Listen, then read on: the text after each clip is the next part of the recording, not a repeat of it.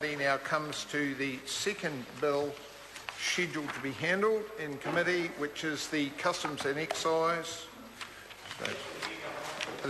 So, members, we now move to the Customs and Excise Joint Border Management Information Sharing and Other Matters Amendment Bill. And because leave was sought earlier for one debate, one question, the question is that clauses 1 and 2, parts 1 and 2 and schedules 1 and 2 stand part.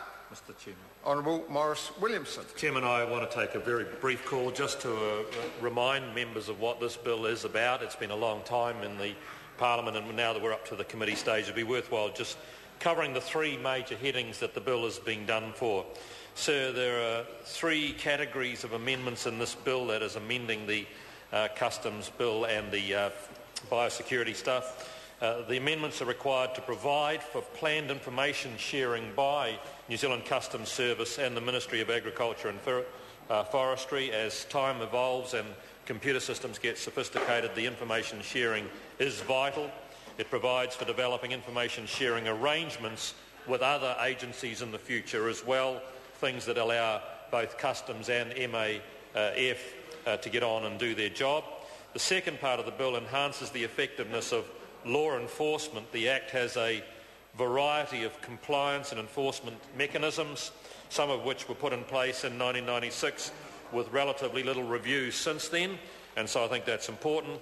These mechanisms no longer have the deterrent effect needed or are proving to be unnecessary, complex to administer with little benefit, and the amendments, sir, will indeed strengthen Customs penalty regime, increase deterrence and provide greater distinction between enforcement for minor offences and the enforcement for the more serious end-of-town offences.